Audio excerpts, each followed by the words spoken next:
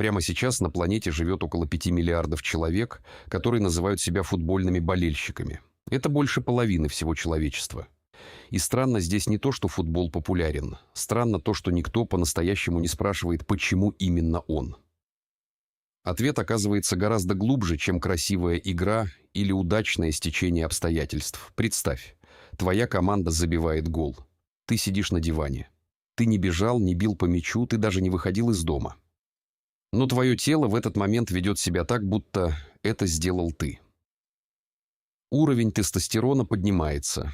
Дофамин выбрасывается в кровь. Кортизол после поражения растет точно так же, как у игрока, который стоит на поле. Нейробиологи зафиксировали это в десятках экспериментов. Мозг болельщика не отличает победу команды от личной победы. Это не метафора. Это буквальная физиология.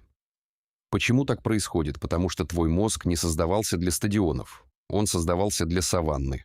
Сотни тысяч лет человек выживал только в группе. Группа побеждала соседнюю группу или умирала. Мозг научился одной вещи очень хорошо – моментально делить мир на своих и чужих и физически переживать успех своей коалиции как собственный успех. Это называется коалиционным мышлением. Антрополог Робин Данбар показал, что именно эта система лежит в основе всех форм групповой лояльности – от племени до нации, от семьи до фанатского сектора. Футбол нажимает на эту кнопку точнее, чем почти любой другой вид спорта. Команда маленькая, игроки видны, у каждого есть лицо и номер. Противник конкретен, победитель один. Мозг получает все, что ему нужно для включения древней программы. Своих надо поддержать, чужих надо победить. Но почему именно футбол распространился по всей планете, а не крикет, не регби, не бейсбол? Здесь начинается история про деньги, точнее про их отсутствие. Для игры в футбол нужен один предмет – мяч. Если нет мяча, подойдет тряпка, скрученная в шар. Или консервная банка. Или пластиковая бутылка. Никакого оборудования, никакой специальной площадки, никакого дорогого инвентаря. В беднейших кварталах Лагоса, Буэнос-Айреса, Дакки или Найроби в футбол играют на асфальте, на грязи, на песке. Это единственный вид спорта, который буквально доступен любому человеку на Земле, независимо от дохода.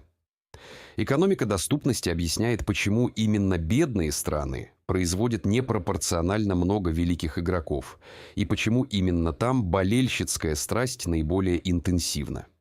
Кстати, если тебе нравится такой формат, подпишись на канал и поставь лайк. А теперь вернемся к главному. Когда у тебя мало материальных способов выразить принадлежность к чему-то великому, клуб или сборная становится этим способом. Теперь про то, как правила игры оказались в каждом углу земного шара. В XIX веке Британская империя была крупнейшей в истории. Британские моряки швартовались в портах Бразилии, Аргентины, Индии, Западной Африки.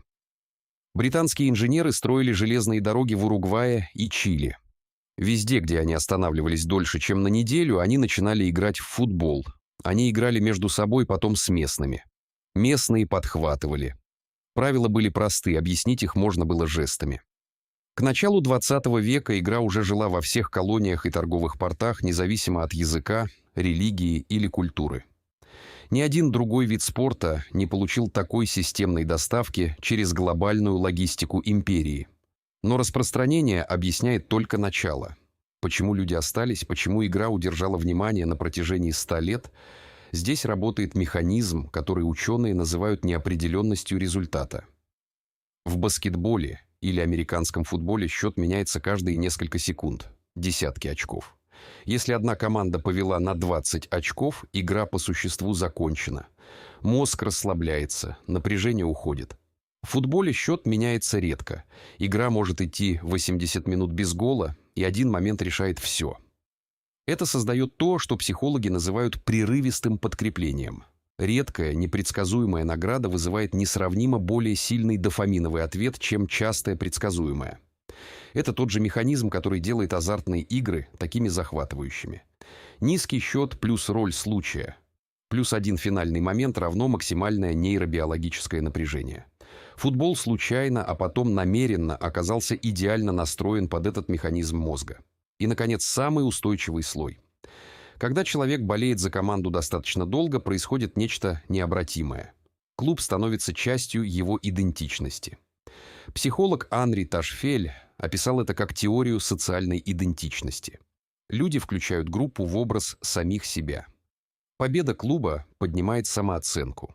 Поражение воспринимается как личная потеря. Исследования показывают, что после крупного поражения любимой команды у болельщиков снижается когнитивная функция, падает продуктивность, ухудшается физическое самочувствие. Это не преувеличение и не метафора. Мозг буквально обрабатывает это как личную травму. Именно поэтому люди не просто смотрят футбол, они не могут его бросить. Потому что бросить клуб означает отрезать часть собственной личности. Это биологически болезненно. Посмотри на все это вместе. Игра, которая стоит 0 рублей и объясняется за 5 минут. Механизм победы и поражения, идеально совпадающий с эволюционной программой выживания в группе. Глобальная доставка через крупнейшую империю в истории. Непредсказуемость результата, которая держит мозг в напряжении до последней секунды.